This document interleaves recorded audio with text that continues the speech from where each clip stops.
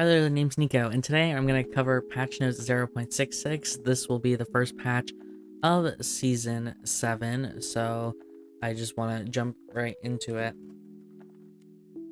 Okay, so here we have the year passes coming out. With every start of each season, we get a new battle pass. So this just explains everything about the battle pass. It's the same as last season, and with the exception of the skins and what you actually get for the battle pass, but the same rules apply. So feel free to read this if you haven't played a different season before. And here are the skins, by the way. So Kathy is the epic skin for this battle pass. You can see she actually has a unique effect with her ultimate, like the screen even changes. Then we have Zahir, who is like the level 50 skin, and we have Lennox, who's the level 1 skin you get. Of course, for the skins, you have to get the paid version of the battle pass. They are not on the free track, so if you want these skins, then you just gotta get the paid one, you know. Season 7 start and Season 6 rank rewards, so your MMR will soft reset based off your preseason rank, which no one plays preseason in NA, so it'll be based off your Season 6 rank. And here are the rewards. So if you got gold in Season 6 in any game mode, solo, duos, or squads, you get Luke, and which honestly looks fine to me. It's not my favorite cadet skin, but I think it's decent. And if you got gold or higher in 2 modes, you get this bunny emote. And if you got plat or higher in any mode, again, solos, duos, or squads, then you got this luckiest cat emote, which I believe is Rio's cat, if I remember correctly. And if you manage to get immortal, I don't know how many immortal players are watching this video, and or like top 50 NA, I think it's top 20 EU SA, top 200 KR, then you get these exclusive border and emote. So yeah, and then these will give it out based off what your actual rank will be. For me, I managed to get diamond this season, so I'll get this diamond one in solos. Plat, I only got gold because the people, or the person I normally play duos with, was quite busy during the last season, so I had to play with other people. So I didn't get many games in. I just wanted to get enough for the reward. So yeah, I got diamond and gold. But yeah, now let's look at what's being added this patch. So first we have Martina. Honestly, her kit's quite complicated. I don't know if I fully understand it myself. But yeah, we'll look over her kit now. Interestingly enough, for a camera, her mastery system is actually different than Nathapon's. Nathapon's is AMP, CDR, and I think vision range, if I remember correctly, but hers is actually attack power, vision range, and omni siphon. So she has similar scaling as Axe, with the exception of like vision range. Forget what Axe, I think Axe is AMP instead here. So very interesting, considering she's a camera character, and a lot of the cameras are based around like AMP, like especially your upgrade ultraviolet, it's an AMP weapon. So it's interesting to see that she doesn't get any AMP scaling. Otherwise, her stats seem to be like on par with everyone else. Movement speed is like a little bit faster for a ranged character. 3.45 is like the faster end for ranged characters. And like most melees are like 3.5, so you even got some melees at 3.45, so she can be on par with some of like the slower melees. Yeah, let's look at her kit now. So we have play. So you can combine surveillance cameras and branch to create a trail camera with infiltration, so it's the same as Nathapon's passive as well. So I guess this will be unique to all camera characters. They'll have this trail cam passive on them. And so Martina's 4K UHD camera spends power from its battery to perform basic attacks, dealing 20% of attack power. While the camera is recharging, Martina cannot basic attack. Its charge duration decreases with each skill put into record. Current charge duration is going from 2 seconds to 0.5 seconds, and basic attack damage only lasts for 0.2 seconds, so it's quite short. And attack power scaling is honestly pretty low, considering she's supposed to be like an AP character. This doesn't seem like 0.2 seconds, but maybe they like slowed it down a little bit. It does seem short though, from just based off this GIF or GIF, whatever you want to pronounce it. Martina's experience in covering warfare allows her to intuitively sense nearby danger. Combat between test subjects in a 20-meter radius will display a special ping on the mini map. So if you don't know, like previously in the game, you could actually see combat pings between people, but they removed it because they wanted to prevent third partying. But if you play Martina, you just get that feature back. So you'll see there's like I guess two swords crossing each other, so you see if someone's fighting. So you'll actually be really good at third partying people, which I don't know if they like. I'm a little bit mixed on this. Like, I understand like lore wise, like she's a reporter, wants to be in the action, but this can be somewhat toxic if you she'll be like the third party queen, you know. Okay, Martina's basic attacks reveal her current target and deals extra damage to wild animals equivalent to 6% of their max HP. Martina's wait, what? I didn't even realize this. What? She does extra damage to wild animals. Oh, interesting. Martina's attack power is also increased by 25 to 75% for every 1.5 to 2.5 attack speed gained. So she has like an attack speed mechanic, which is quite interesting. I'll have to see how this works in game. Like these, it's increased this. Okay, so I wonder if it's. No, I was thinking like it'd be like if you reach 2.5% attack speed. I'm like, no way, that's not right. I don't know exactly how. I'll have to see how this is in game, because getting up to 75% more attack power seems kind of insane to me. But anywho, we'll just move on. Interview: when Martina performs 4 consecutive basic attacks on an enemy, she applies a mark on them. Hitting a marked enemy with a skill consumes the mark, dealing 10 to 30 plus 20 to 40% plus 10% skill damage. Like, since she has no skill amp scaling and her skill amp seems like really low, I expect this to not do too much damage, though her AP might be kind of insane if you actually get a 75 AP increase. Oh, actually no, maybe I'm understanding this. Maybe it's saying for every 2.5 attack you get 75 of that converted to attack power. Okay, that may make more sense. So it's like Adela's passive. Yeah, that's just like Adela's passive. Okay. If that's what it means, then maybe it's not as bad as I was thinking. We'll see, because Adela's passive used to be like pretty decent, but they've nerfed it hard over time, so I don't know how good. If this passive's too good, it's just gonna get nerfed and gonna be pretty much unviable in the future. A broadcast: basic attacks deal just 60% attack power damage. Hitting a marked target with a skill consumes a mark, dealing 10 to 30 plus 50 to 90% plus 10% skill damage. Yeah, I don't think the mark's gonna do too much damage. Like 10 to 30 base. Maybe if you have like 200 AP, you're gonna get like 180, and this is gonna be like negligible, I think, unless you really like build into amp, because he has no amp scaling, and how amp currently works is if you don't build any of it, you get 0.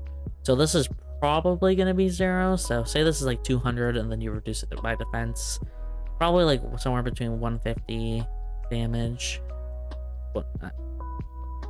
Yeah, I'd say probably Storm's gonna find like 100, 150 damage, which is like decent, I guess. Fast forward her Q. Interview: Martina takes a snapshot in the targeted direction, dealing 25 to 65 plus 30% AP plus 10% skill amp skill damage. If this skill hits an enemy, its cooldown is reduced by 30%. Consuming a mark with the skill grants Martina 5 to 25% movement speed for 1.5 seconds. This is not bad at all. If they're marked, but the thing is, remember, markers like takes some time to get. So yeah. Broadcast: Martina takes a snapshot in the targeted direction, dealing 60 to 120 plus 60% AP plus 10% skill amp skill damage. If this skill hits an enemy, its cooldown is reduced by 30%. Doing mark with the skill grants Martina, it's like the same thing as this part. Okay. But she also gets 30 to 50% attack speed for 3 seconds. Damage and range are increased. Consuming a mark grants extra movement speed and attack speed. Okay, the only thing I'm curious is how much range does it increase by? I'm surprised it doesn't say in the patch notes. It just says her range is increased. I guess this is the range that they're meaning increase, so it goes up to 8 meters. So they could have just mentioned your range is increased by 1.5 meters, but whatever. Cooldown going from 8 to 6, range 6.5 to 8, and the width is 1.2 meters to 2 meters. SP cost 30 to 50. Skill seems not that bad, to be honest.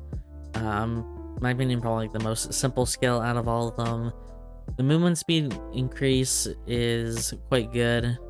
If you can get that marked like pretty reliably, I think you can get this movement speed quite often, and I think it'll be hard to, I guess, get away from her if she's able to keep this mark and get the movement speed consistently.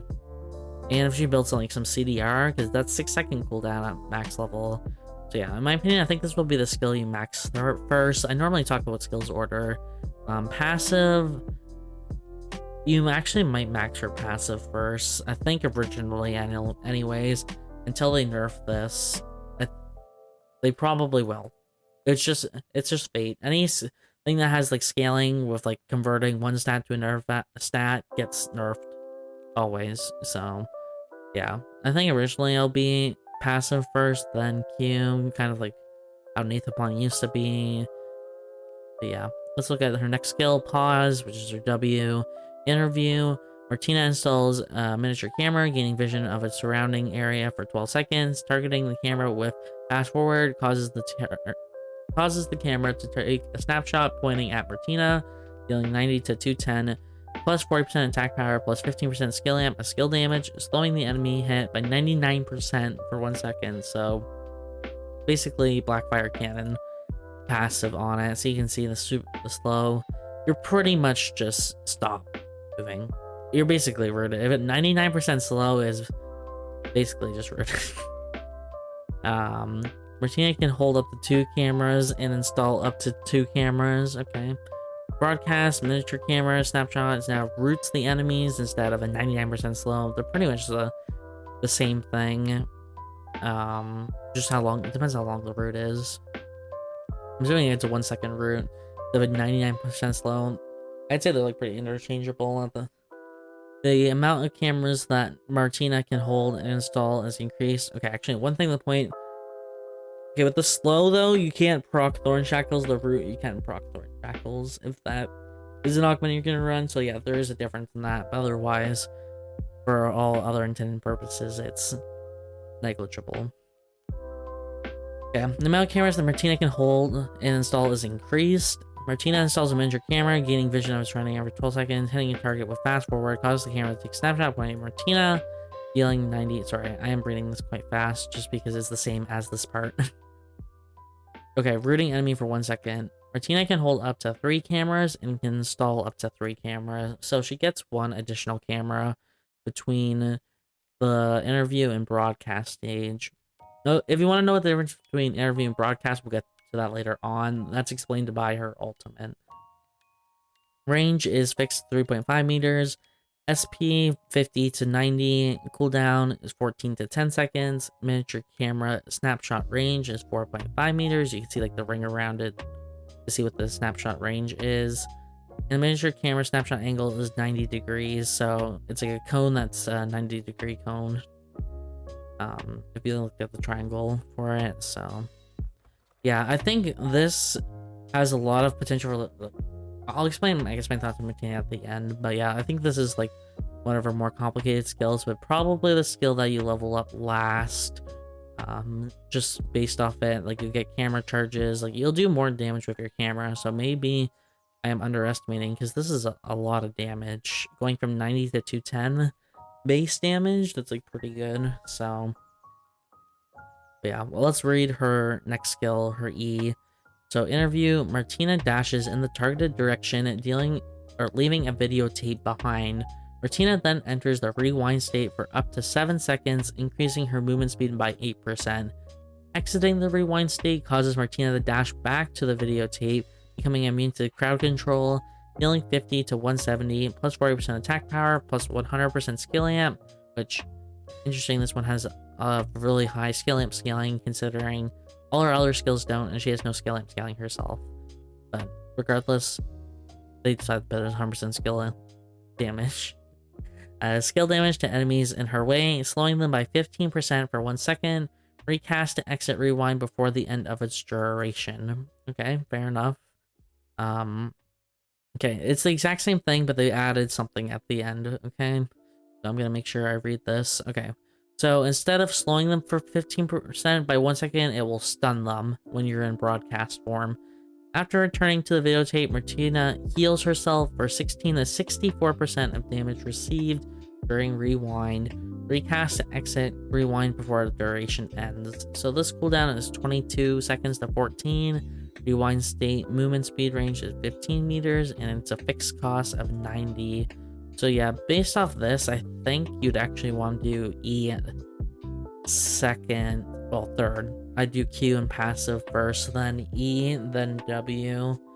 But I don't know, there's just the healing scaling is kind of insane for maybe you could do something like healing factor on her. It'd be very interesting to see, because she's like an AP character based off everything that she has, like AP scaling. Her passive, it does AP increase, so yeah.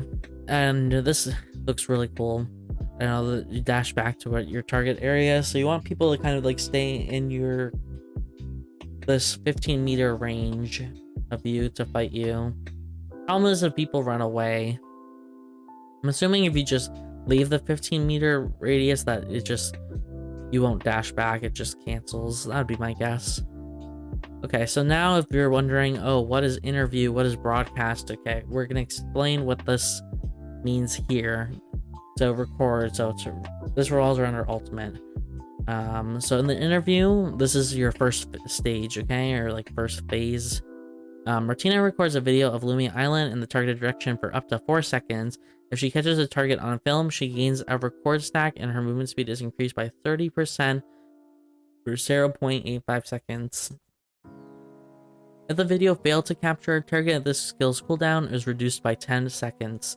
When Martina has 10 or more record stacks, she completes her interview and goes to broadcast mode, enhancing her skills. So this is what it says. So you use the first phase to get stacks, and once you reach 10, you go into your second phase for broadcast. Standard footage condition, so film 2 headline targets for 1.2 seconds or 1.2 or more seconds to gain 2 record stacks and 900 weapon mastery. So you actually gain weapon mastery for doing this. It's probably because her ultimate actually does have the damage in the second phase, but in the first phase it doesn't. So this is what they're doing to compensate you not having damage with your ult originally. Corpse footage conditions. Film the corpse of 1 headline target for 2 or more seconds and gain 1 record stack and 450 weapon mastery. Max stacks 4, cannot film the same corpse twice. So, yeah, so it looks like here you actually have 2 people in the same frame to get stacks. Well, this one you have 1 corpse, but you get max 4 corpses.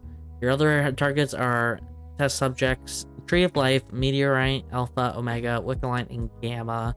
Gamma, of course, is only for Cobalt Protocol, but in the normal game mode, everything else applies. So let's look at broadcast here. So Martina records footage of Lumia Island in the targeted direction, dealing 10 to 20 plus 4% AP scaling plus 3% scaling as skill damage to enemies on the edge over 1.5 seconds and 20 to 30 plus 7% attack power scaling plus 5% scaling as skill damage to enemies in the center. So you may think like, oh, this is not a lot, but this like goes over multiple times, right? So it's like Ava's ultimate where you have like low damage, but it hits a lot, right? So it adds up.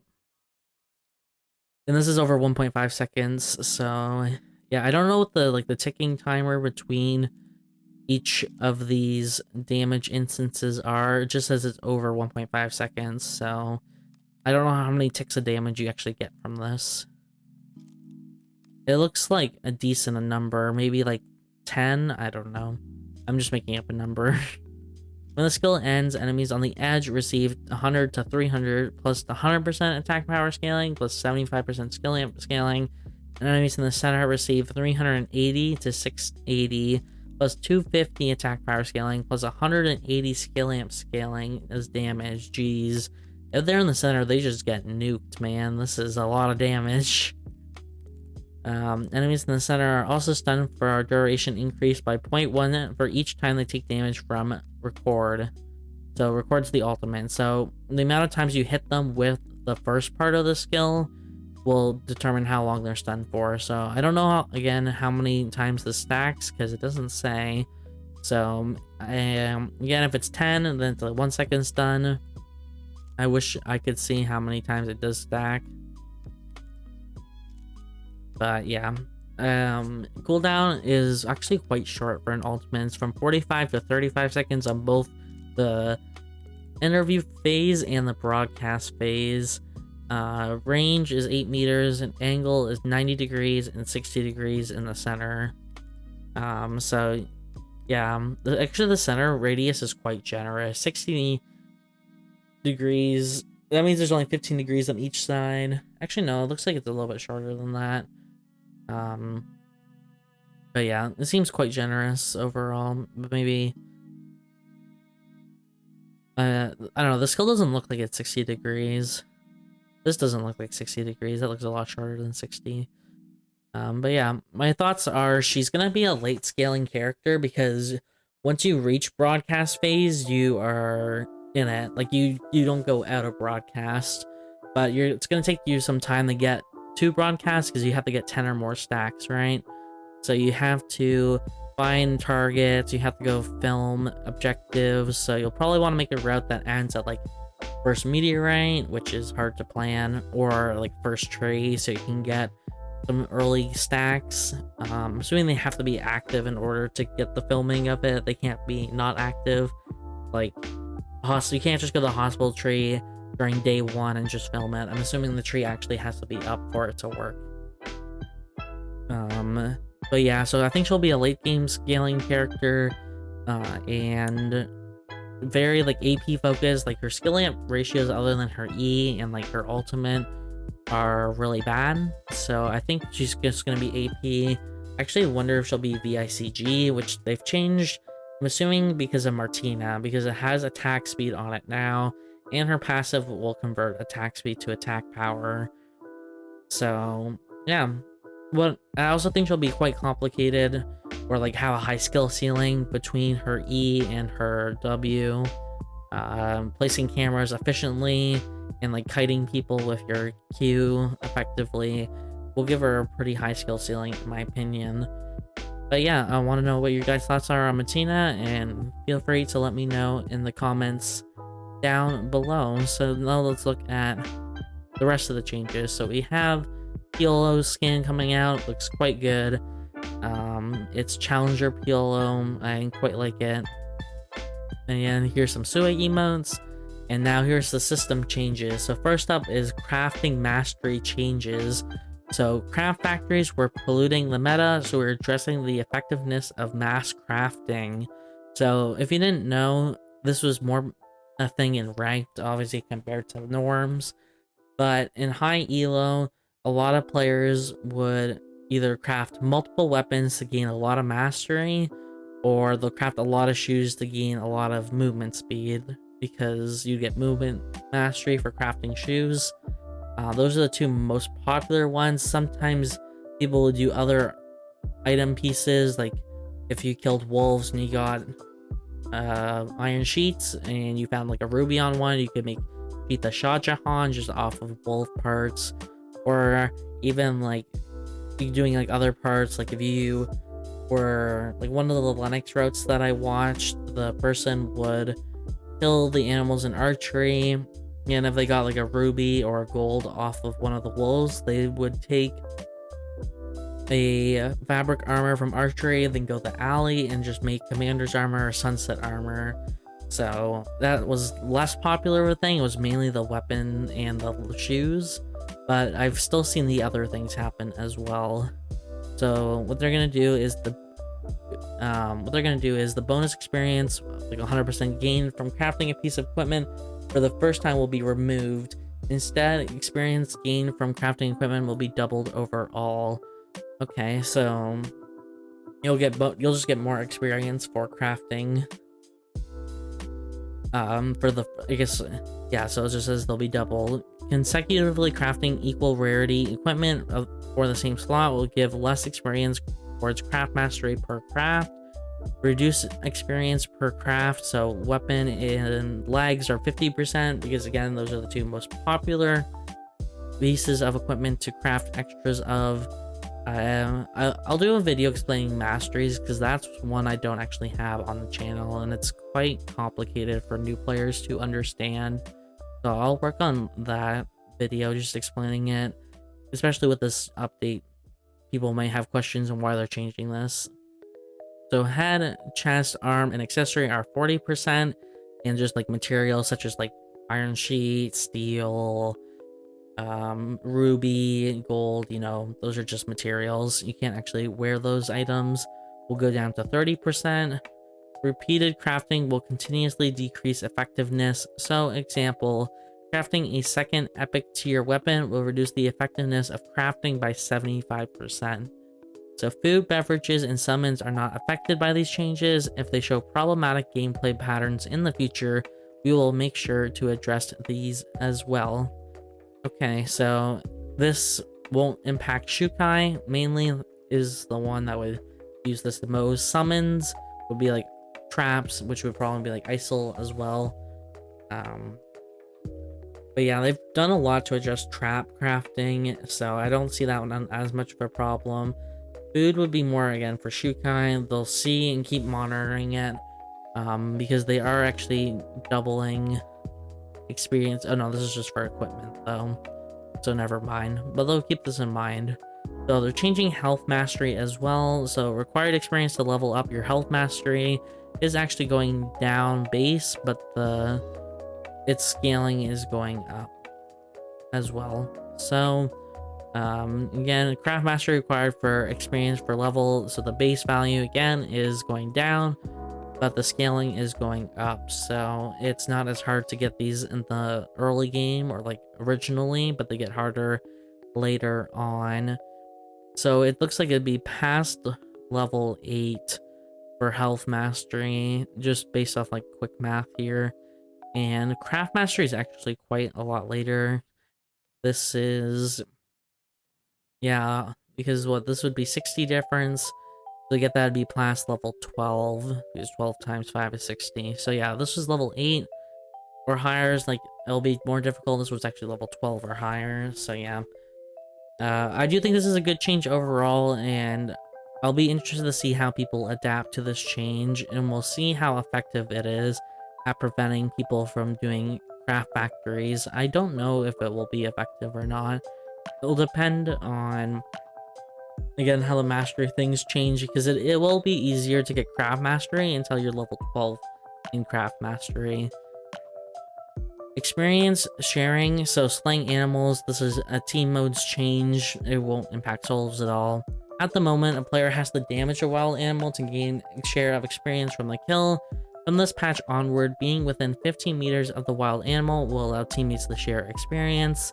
This is like definitely good if you have a Nadine on your team and you just want Nadine to get the hit on the animal because of her passive, so you don't have to worry about your team accidentally last hitting the animal. Like, I'm assuming you're on call and they understand, and you would like lose auto experience because you didn't hit the animal quick enough. So you don't have to worry about that change anymore, which I think is a great change overall as well. Augment data information. Unsure on how good or bad an augment really is for your character and playstyle, the augment tooltip will now showcase further information regarding augment usage, including the total times the augment's effects were triggered and the total damage dealt by the augment. I did also wish it showed how much healing you'd get from that augment, or how much of shield value you got from it. If it's only damage, it's like only works on certain augments. Like, it won't work if you're using Sentinel, which is like one of the new augments added. Won't show you the effects of assembly. It's a sub-augment in the support tree, so it's only going to show on damage-based augments the damage, because Sentinel doesn't do damage, right? It's just a shield. So I do wish they showed shield and healing effects and not just damage, but maybe they'll add that in the future. But overall, I think it's a good change. Additional auto attack setting. Players may customize their settings regarding auto attacking. Choice ranges are from never. Character will not attack unless an attack command is inputted. Default, character will be in stop all movement state while crafting, collecting, looting, etc. and immediately after. And I guess immediately after will attack once they're done that. Always, characters will always attack unless the stop all movements, which is S, that's the default keybind, command is given. Characters will not attack while opening boxes or interacting with transfer consoles. So you can change it in the game settings. Just, you can see we're under the minimap misclick prevention delay. So yeah, I think this is like a good change overall. Item effects and passives. We are working to improve consistency regarding the trigger for item effects. So empowered basic attacks will be considered as a basic attack. They've only given a few examples. I do wish they had the full list. Maybe this is the full list and they just said example. But yeah, the examples they give are Nathapon's passive, Daniel's basic attacks after using his E, Shadow Glide, Laura's basic attacks after empowered by teachings of Neria, I'm supposed to say it, Leon's basic attacks empowered by his passive, and Mai's passive as well. Empowered basic attacks will now align with passives that trigger basic attacks such as Smooth Walker, healing reduction from basic attacks, Vigor, and Electric Shock. And I'm assuming this also will include Biotic Infusion. It didn't mention that. They just said such as. So yeah, so I guess these characters will now be able to use these triggers, which will be interesting to see if that changes the meta at all. Traditional abilities will continue to be considered as skills, such as Sahir's Naraya Nostra is Q. Hopefully I said that correctly. And Hedgin's Charm of Despair, which is also her Q. Items, effects, and passives that require skill damage as trigger will continue to align with traditional abilities such as Primordial Hex and Lich's Grasp. And then there's a few exceptions. Will be considered both a basic attack and a skill, which is Sua's passive. These abilities will trigger both item passes that require skill or basic attack damage. In these cases, we will make sure to clarify throughout the tooltips for transparency. Again, this will actually be very interesting to see. So this means that Sua will be able to not only use like Hex with her passive auto, but she'll also be able to use Vigor, or if you really want Vigor. I don't think she has a Vigor access, but the main thing would be Biotic Infusion, which she couldn't use before. But with this change, they're saying that yes, you can actually use Biotic Infusion, which will be a bit scary to see. But yeah, they definitely need to keep an eye on that. And additional notes, in-game updates will now announce which player and test subjects slated Alpha or Omega. I think this is a great change. I would never know who actually killed the objective, so I'm glad they did this now. So yeah, good change. Let's look at augments. Attack power increase is actually just being removed straight up. And this is because of our friends AR Aya and Isol using this augment and just deleting you. Mainly, like that's the main reason why they're doing this, by the way. Those are the main users of Frenzy. I don't know if this augment will be used much now that they've changed it. We will have to keep an eye on how the meta shifts because it'll only be in an attack speed increase now. Red Sprite. Damage is going down. The amp is going from 20% to 15%. I thought Red Sprite was quite strong. It was really good on Aya and Priya. I'd say those are the two characters that were mainly using it. I could be wrong about the Priya aspect, but I've heard that Priya has been using Red Sprite as well. Ironclad is getting a buff because no one runs Ironclad, so I guess fair enough. And Sentinel's actually getting a nerf in solos, believe it or not. I didn't think this augment was that strong, but I guess because of a 3-second cooldown, it was a lot stronger than I thought. So fair enough, it's getting its shield value taken down by a third, going from 3 to 2 per level. So instead of getting max 60, plus 60, so like 90 shield, you'll only get a 30 plus 40, so 70, so you lost 20 shield health, 20 HP for your shield. And that will add up over time because, again, it's a 3-second cooldown, so it will be a lot more noticeable over time. Okay, yeah, so now let's look at the balance changes. If you want to see character price direction, there you go. Nathan, Alex, Adriana, Miata Heart will be reduced next patch. The first up, we have Nadine is getting a rework mainly. So her base attack power is going down, but her attack power scaling is going up. So she will actually be stronger in the late game.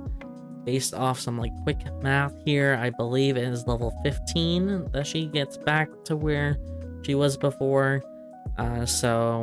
Which Nadine's stronger in the late game anyway, so I'd say this is a buff overall. And they probably just want to make her a bit weaker in the early game to emphasize this like power, or like emphasize the strength and weakness of her. So fair enough. And apparently they just removed the post-cast delay of her Q. Nathan camera skill amp per weapon mastery is going down by 1% per level. That's quite significant, but if you didn't know, I actually thought Nathan was on the stronger end and was probably one of the stronger amp characters, or I'd say top 3 amp characters in pre-season 7. A lot of the amp characters were not good at all, and a lot of them required heavy buffs, but Nathan got like a little buff to his passive, but that was it. I thought he was quite strong. But speaking of his passive, he's actually getting a nerf to his skill amp scaling, going down by 10% as well. How Nathan works is you mainly use your passive, which is your enhanced auto attacks, and your Q to poke, and then afterwards, like if they get close to you, you do an E into W combo into camera skill, and that would generally kill most people. So yeah, he's being nerfed, and I think this is well deserved. Daniel, dagger basic attack amplification is going down by 0.4%. It's not significant as the Nathan change, but nerf nevertheless. Actually, I wasn't too sure how Daniel's doing. I haven't seen much Daniel's. Well, I've seen a decent amount, but the only time I've really faced Daniel is when I'm playing a character that is completely countered by Daniel, such as Cicella. Like any squishy range characters, when I was playing Nadine as well, they just get countered by Daniel because he's an assassin, you know? So Tia's getting a bit of a buff, getting 0.2% more skill amp scaling, but she's also getting a nerf to her inner circle range extra damage, and this is going down by quite a lot. Actually, it's 55 damage at max level, and so I'd say this is a nerf actually more than a buff. The amount of skill amp weapon mastery you get is not worth this damage loss. Lennox is getting a bit of a rework, so they're increasing her base damage values, but they're nerfing her AP scaling as well as her skill amp scaling. So Lennox during preseason was originally really bad, but they ended up buffing her and she was okay. Like as long as you did like full amp, you can make her work. But they actually, it looks like they found that she was too strong, so they nerfed her ultimate by a bit. So I guess fair enough. And yeah, so let's look at Leon. Leon, just well, it looks like a lot of changes, but basically they just buffed all his amp scaling. So his Q got a 10% amp buff. His W initial, like the damage, got 5% amp buff. The shield got a 15% amp increase, and his E got a 25% amp increase. So they're trying to let him be a little bit more flexible in running amp. But again, if you don't run any amp at all in your build, you will have 0 amp because of how the new system works. So if you want to actually use these extra stats, you have to make sure you have at least 1 amp item on your character. So yeah, Lee Dai-Lin is getting a buff to her E, 5% more AP scaling and 10% more skill amp scaling, but her ultimate Striking Tiger is getting a nerf to its skill amp scaling, going down by 10% for minimum damage, and her maximum damage is actually losing 25% skill amp. So I'd say this is a nerf more than a buff, but this is more specifically to amp Lee Dai-Lin. It looks like they really don't want people to play amp Lee Lin.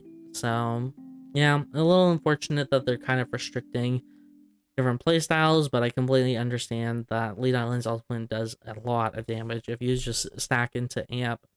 So I think this is a fair change overall. Rio. Rio is getting a nerf to her passive. If you didn't know, they nerfed critical strike damage by 5% in a hotfix, and so what they are just doing is reflecting that change in Rio's passive. So instead of being 170% critical strike damage, that's why it's like 70% here, it's going down to 65 to reflect that change of how much critical strike damage does, or how much a critical strike does.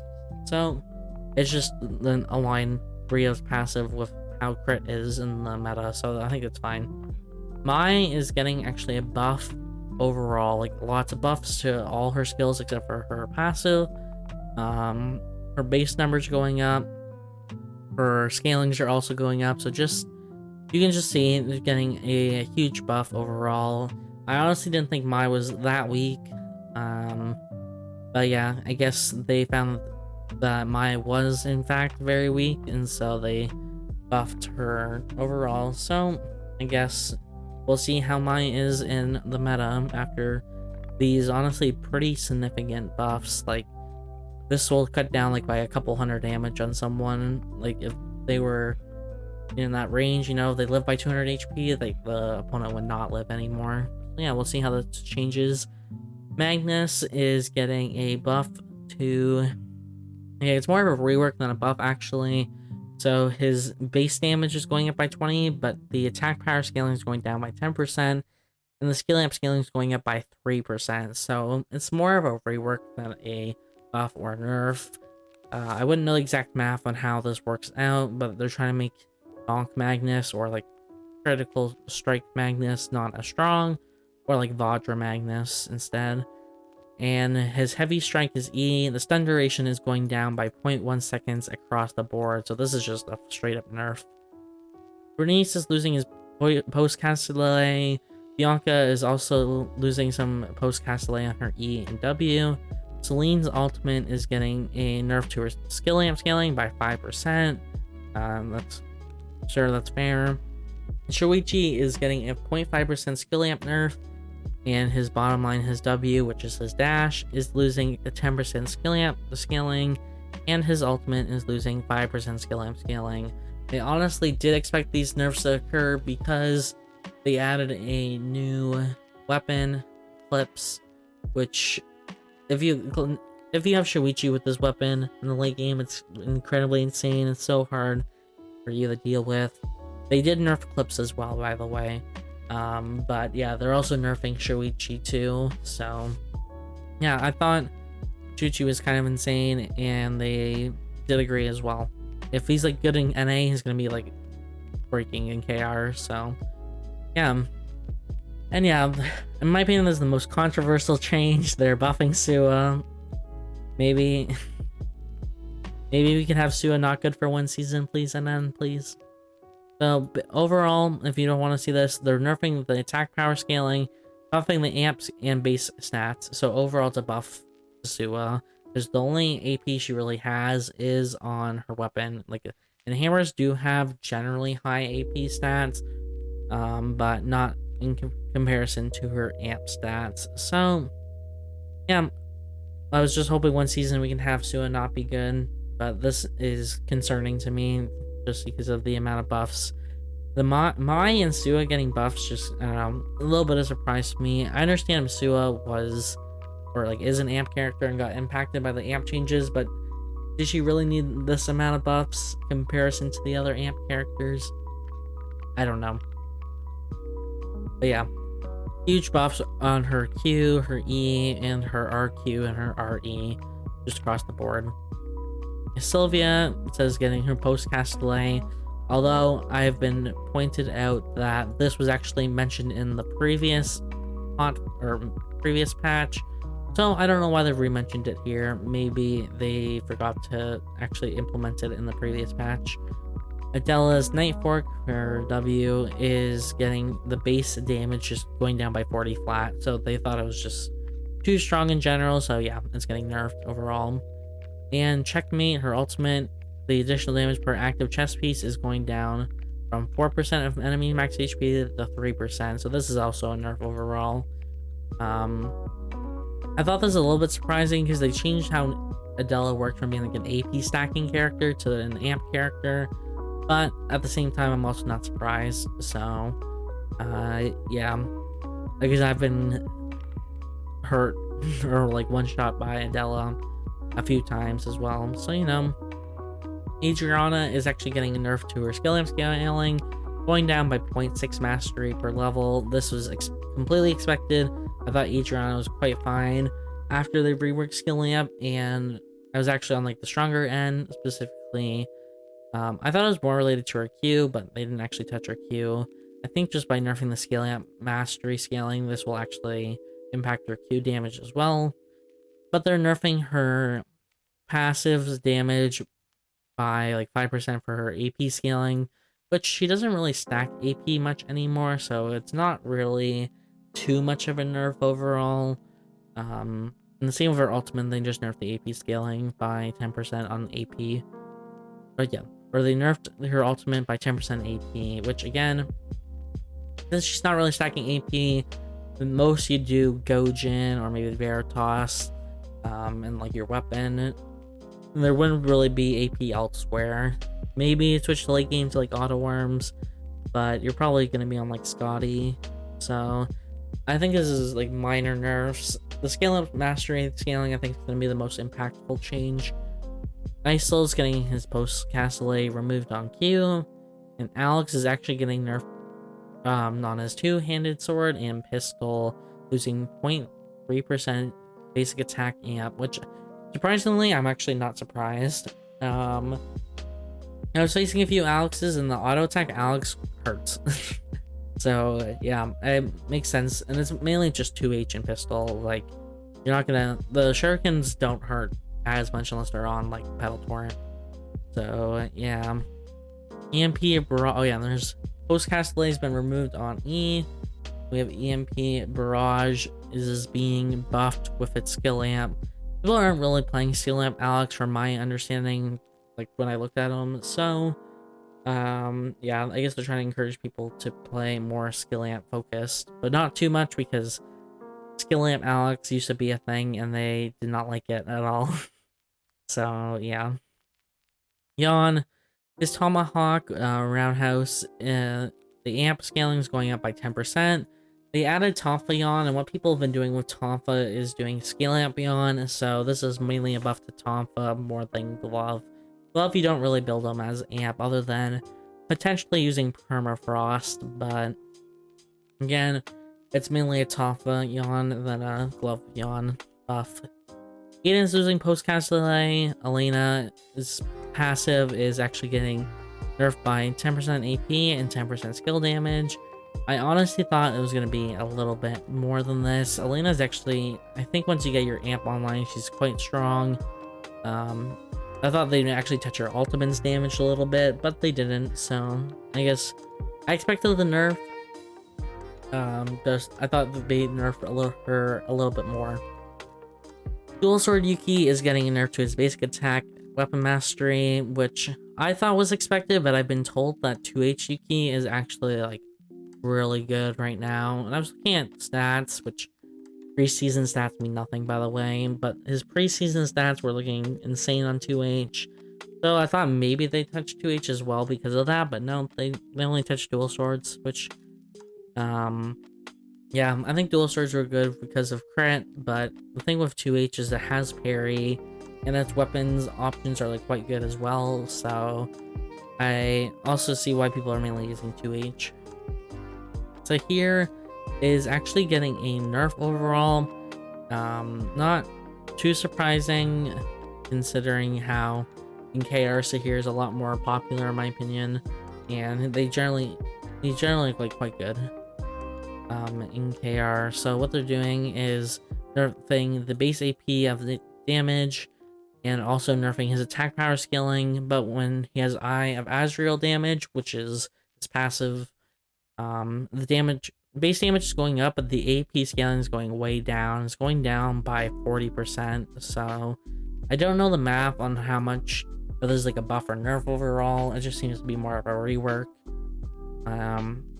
Berg of Ostra, which is his ultimate initial damage, is going down, and the AP scaling is going down by 15%. Scaling is going up by 5%, and the chakram damage is base damage is going up by 40 at max level, losing 10% AP scaling and gaining 5% scaling. So I'd say this is overall a nerf, just based off these changes. Jenny is losing postcast delay on her Q. Kathy's Q double bypass is gaining 15 more base damage, losing 15% attack power scaling and gaining 10% more scaling. And amputation is losing 15% AP scaling. That's it. So, and Kathy was kind of doing a more hybrid between like amp and attack power, so they're trying to cut back on the, I guess, her using AP as much and wanting her to do more skill amp. So I would actually say this is overall a nerf than a buff.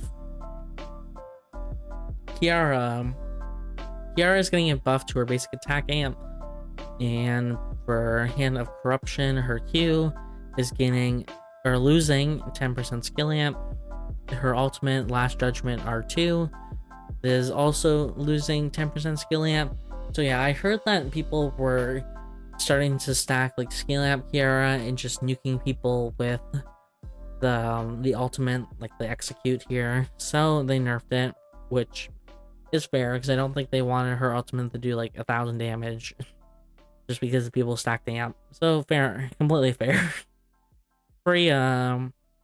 So you may not be surprised, but Priya's actually getting nerfed. Priya was actually quite strong during the preseason, I've been told by a few people, actually, like people who've played Priya. And so, yeah, these changes aren't surprising to me at all. I just haven't run into any Priyas, but I've been told that she's good. So, she's losing 40% AP base, or not AP, just 40 base damage, and she's also getting 10% less scaling on her Q. And Full Bloom, this is, I believe, when you hit 2 of them with the, like if you put your Q down and then you hit another one, I could be wrong, I think that's what it is. The extra damage is losing 10% scaling. Portamento, which is her W, that's what gives her the shield, but it does damage, is losing 40% base damage and going down by 10% skill amp. In the Full Bloom, the shield aspect is losing 5% skill amp. Echoes of the Earth damage is, I don't know why they didn't hold it, but the scaling is going down by 20%, and the second hit is actually getting 10% more skill amp. So people mainly would hit with the first one, but now they want you to like emphasize hitting the second hit, which is quite hard to do on Priya, to be honest. But yeah, this is mainly a nerf overall. Yeah, let's look at the weapon changes. There's not too much weapon changes here. We have Magnum Boa losing 4% lifesteal. I'm honestly surprised this weapon wasn't hit earlier, but regardless, it was hit now. Stampede is getting 5 more skill amp, which I kind of thought Stampede was a little bit on the weekend, so fair enough. Guitar Satisfaction is going down by 2 AP, and Wonderful Tonight is going down by 2 AP. Again, this is Heart's just, you know, Heart doing Heart things, being strong, whatever. We have Dagger Skill you can now animation cancel the recast into a basic attack with Dagger Skill. So you can see how she like goes behind them, right? Hits Dagger Skill and then basic attack, right? So yeah, Eclipse is losing 5 skill amp. I already mentioned this weapon seems kind of insane on Shoichi. I'm sure it's probably good on Shukai as well, but I did want to point this out. Assault Rifle STG-44, I believe this is the green weapon, is losing 8 AP.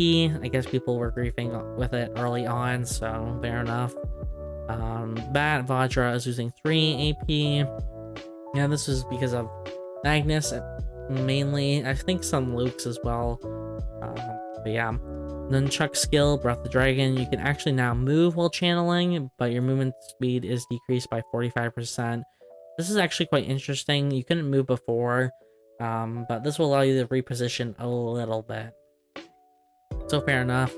Fighting Dragon's being buffed by 5 skill amp. I thought Fighting Dragon, yeah, was on the weaker end, so I do agree with this change. Cerberus is getting 3 more AP. I also thought Cerberus was a bit on the weaker end too.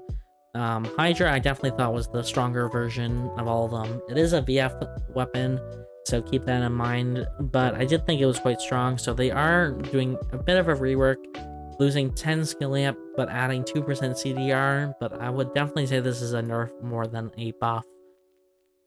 Shuriken, we have Azure Dagger losing or gaining 7 AP and gaining 7 skill amp. Yeah, I haven't seen this Shuriken in a while. People have mainly been using Mystic Jade Charm, Cards of Tyranny if you're playing Chloe, or you do Fuma Shuriken on Emma. So, yeah, I haven't seen Azure Dagger in a little bit. Flechette, which is mainly what or in KR anyway, people use Flechette on her, is losing 4 AP. And then Flechette Chloe is not nearly as popular. I definitely say Cards of Tyranny is the more popular version of Chloe, but in KR, this is a lot more used, so I completely understand why it's been nerfed. Suitor Sauna, this is actually getting a rework, so I was trying to figure out who this was for, but now that they've added Vigor on it, I definitely think they're trying to make this for Chloe, like an upgrade, because previously Chloe didn't really have an upgrade. Like, you had Pedal Torrent, okay? Like, people would hide Pedal Torrent, but you'd pretty much just be on Cards of Tyranny otherwise, but it looks like they're trying to make her have a upgrade now with Suitor Sauna. So it's losing 20 AP, but it's gaining Vigor. If you don't know what Vigor does, hitting a test subject with a basic attack deals damage equivalent to 4% of the target's current HP and grants you a stack of Vigor. So the main thing about it is it does HP damage, right? Which is why it's like quite strong. But you also get a Vigor buff. You get 7% attack speed increase. Remember, this is 4 stacks, so you get up to 20%, 28% attack speed. This lasts for 5 seconds, but it refreshes every time you auto attack. And you'll also receive 10 extra AP and 0.1 movement speed. Supposed to say speed, not spear, at max stacks. So, yeah, this is interesting. So I actually expect Chloe's to use this now that has Vigor on it. I think people, they've buffed Vigor a lot over time, but Vigor is actually quite good on the weapons that can use it. Like, you have Molten Malachite, however you pronounce it, which is what Jenny uses. It's a pistol. You have Wonderful Tonight, which is what Hart uses, and those are... You also have Vigor on Brazzle Gauntlet, which you do actually have glove users using it as well, but they do transition off of it into the late game. So I'll be curious to see how this stacks on Chloe. Sniper, the weapon skill cooldown is being reduced by half. They buffed, or they increased the cooldown because the damage was like incredibly high and it was like broken, but they forgot to reduce the cooldown again, so they're doing it this patch. Spear is 18-foot spear is losing 5 AP. 18-foot spear is what Felix uses, so this is, I mean, Spear VR uses it as well. But it's mainly Felix, I'd say. But it's probably just targeted to both of them. Jinzine Silver Gun is getting a bit of a rework. It's losing 6 AP and gaining 13% attack speed. I don't know if people still build it. People are currently building Cosmic Bident, so yeah, we'll see if this is used at all. I'm thinking no. Now we are in armor. Now we have chest, so Patch Robes is now getting 10 skill amp, Handbox 10 skill amp. Over Agent Uniform, they're just straight up deleting Tranquility and just replacing it with skill amp. If you don't know, Tranquility was passive where if you rest for 3 seconds, you would gain a shield. But it was bad, right? Like, you have to rest, and if you get poked out at all, you lose your shield. And or like even fighting animals, you'd lose it, and you'd have to keep resting if you wanted to reactivate it. So no one ever built this piece, so they're just straight up removing it, deactive, and I guess they realized how bad it was. So it's a little bit funny to me. High Priest Robes is losing 7 defense but gaining 25 skill amp. Yodusu is losing 10 HP and gaining 10 skill amp. Queen of Hearts is losing 4 defense but gaining 40 skill amp. I think Queen of Hearts is quite good now. And now can compete with Cabana in my opinion. I thought we'll see. Actually no. I still think Taproots is your best CDR upgrade piece at the moment. If you're like an amp character. But Queen of Hearts is now definitely like competing more for that slot with this 40% or 40 skill amp added. And Phantom Jacket is getting 5 AP, but the flame barrier is being nerfed by 0.5% for both melee and ranged form. So for legs, we have Feather Boots losing 4% attack speed. Again, what we do, who would have guessed? The auto attackers being dominant and using Feather Boots, and this is getting nerfed. No one. What a surprise, am I right? Red Shoes is now actually gaining basic attack healing reduction. This is the second item in the game with basic attack healing reduction that is not on a weapon slot. The only other one with basic attack healing reduction that is not a weapon slot is White Rhinos. So this is not the strong version of healing reduction that is found on Sanguine Goodbye. What else? Gosh, there's like one more slot. You know, when I Sanguine Goodbye, I'll just say, it's only the weaker version or the normal version, even though this is a VF blood weapon, and I honestly kind of agree with this change because these shoes are already really good. So just adding this healing reduction in for like a transition shoe, I think is kind of insane. Active Camouflage is getting nerfed once again, losing 20 HP. White Cream Fan is losing 3 amp. Music Box is losing 45 HP, but gaining 8% attack speed, but also gaining the new unique passive Electric Shock.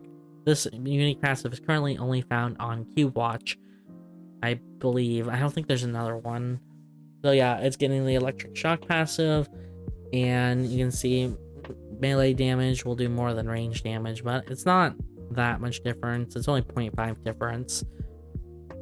And yeah, Gojin is gaining 2 amp, Veritas is gaining 2 amp, and Eye of Horus is gaining 10 amp. A lot of people have been complaining about Eye of Horus for being quite weak, considering it's like the worst version of Kandala, and it had less amp than like Gojin did. So I guess they listened to that feedback and they gave it 10 more amp, so now it is better than Gojin for amp. Food by Baiju.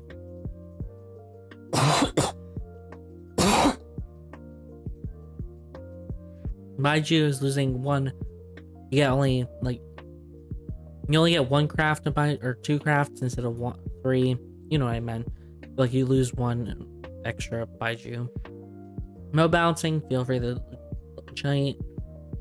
read it yourself. Mainly like Nathapon got nerfed quite heavily, but otherwise like most of these are like kind of minor changes overall. William got a little bit nerfed hard, and actually Priya got nerfed quite hard too. So yeah. System changes for Cobalt Protocol. Random pick button. A new random pick button has been added to the character selection phase. You can select a new character randomly. This excludes characters on a teammate or enemy's character pool, and your selected test subject is removed from the character pool. Each player can only use this function once. Actually, I find this a very interesting change. Would be curious to see how it works in game. But yeah, I think it's quite cool that they added it. So you actually have more test subject variety, technically, if you don't like any of the characters that you get. Cobalt preparation time extended. Cobalt Protocol now have 10-second extended start time for equipment draft and first purchase. More time to prepare for the upcoming fight. I think this is mainly only needed for like if you have to do something at the beginning of the game, or if you're a new player.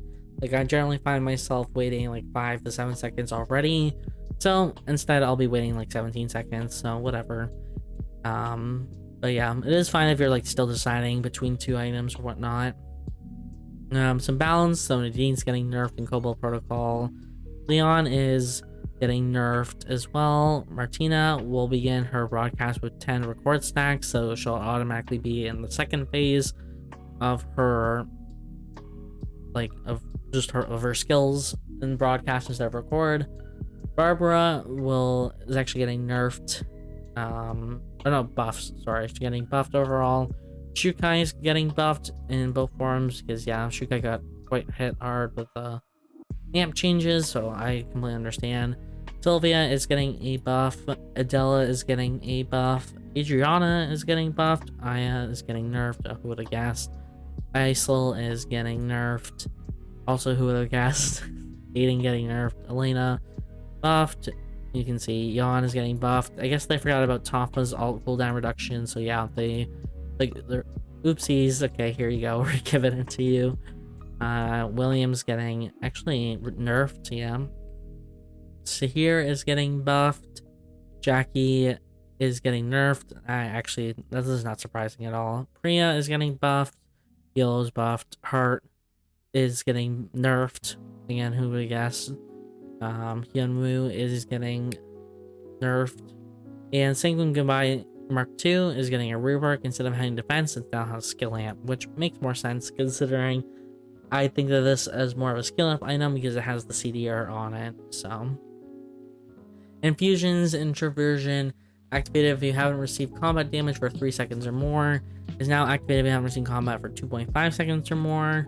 I believe this is like you gain healing when you're not in combat. I believe that's the one that it is, which you're probably going to be in combat more often than not, so I don't think this augment's that great. So, time efficiency cooldown is being reduced, which I think is good.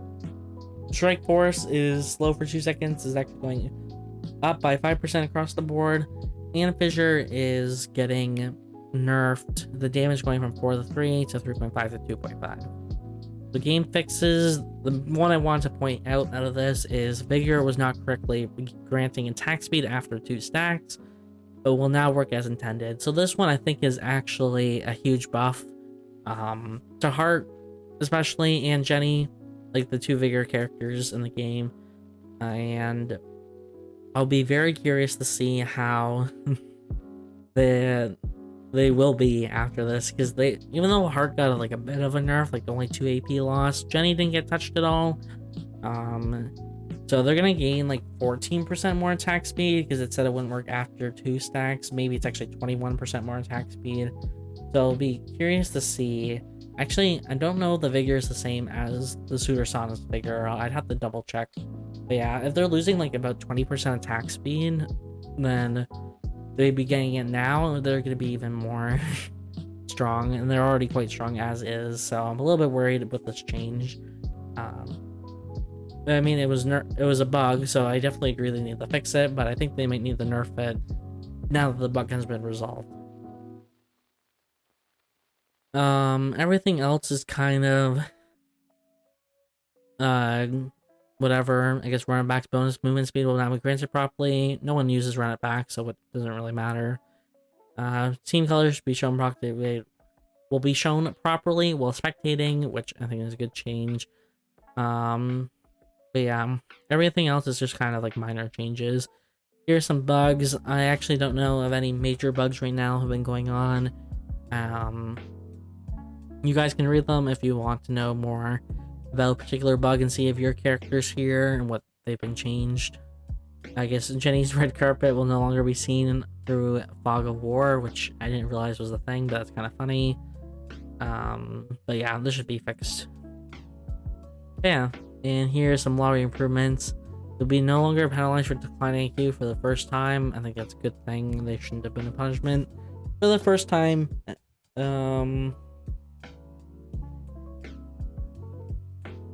Items that were multi-crafted, such as steel, iron, will now probably shown and counted while generating save plans. Okay, that's a good thing overall. And yeah, you can see all these changes. Notices and information regarding refunds are now shown in the correct language rather than only Korean.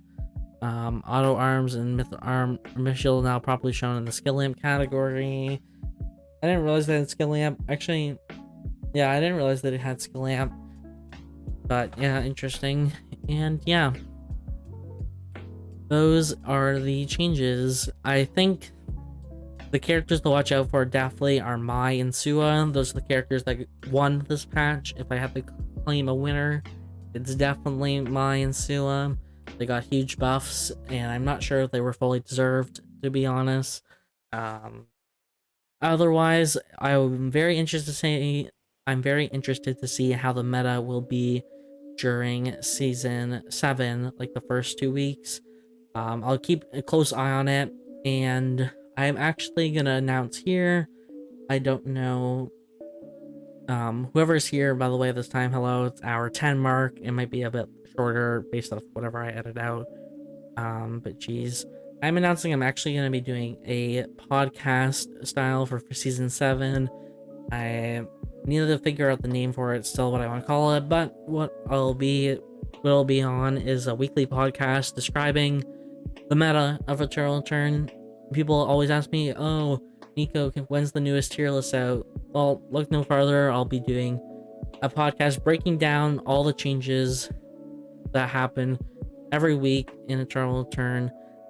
Through this podcast, I'll be doing it with my friend Bran Flakes.